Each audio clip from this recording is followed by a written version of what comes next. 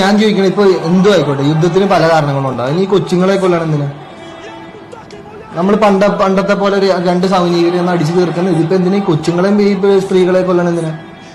എനിക്കത് ഭയങ്കര ബുദ്ധിമുട്ടാണ് ബ്രോ. എന്റെ കണ്ണുകറി, ഞാൻ എന്റെ ഉമ്മച്ചിനായിട്ടൊക്കെ റിലേറ്റ് ചെയ്യും. എനിക്ക് അത് അറിഞ്ഞുകൂടെ. ചിലപ്പോൾ ഞാൻ അതെന്റെ ചിലപ്പോൾ ഒരു കുറവായിരിക്കാം. എനിക്ക് അങ്ങനെ ഒരു ഇമോഷണലി അങ്ങനെ ഒരാളായതിന്റെ പ്രശ്നങ്ങൾ എനിക്ക് ഉണ്ടാവാം.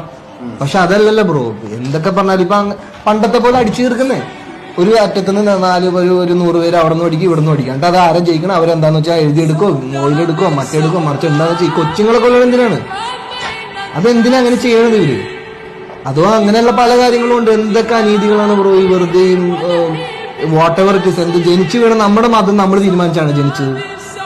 ഈ മതത്തിന്റെ പേരിൽ ഒരാളെ ചൂഷണം ചെയ്യണം ശരിയാണോ? ഇപ്പൊ ഞാൻ എന്റെ വീടിന്റെ അപ്പുറത്താണെങ്കിൽ ഞാനൊരു ഹിന്ദു അല്ലേ, അതിന്റെ അപ്പുറത്തെ വീട്ടിലാണെങ്കിൽ ഞാൻ ഒരു ക്രിസ്ത്യൻ അല്ലേ.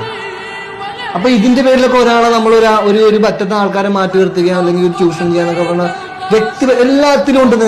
നല്ലതും ചീത്ത എല്ലാത്തിലും ഉണ്ട്. ഇപ്പൊ ഒരാളിൽ തന്നെ ഇല്ലേ നല്ലതും ചീത്തതും?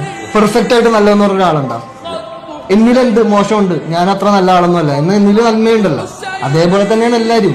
അതിന്റെ പേരിൽ ഈ പറഞ്ഞ എന്തിനാണ് ചെറിയ ജീവിതം, നാളെ ആര് എഴുന്നേക്കോന്ന് പോലും അറിയാത്തൊരു ജീവിതത്തിൽ ഈ കിടന്ന് ഈ യുദ്ധമൊക്കെ ചെയ്ത് എന്തിനാണ്? ആരെ കാണിക്കാനാണ്?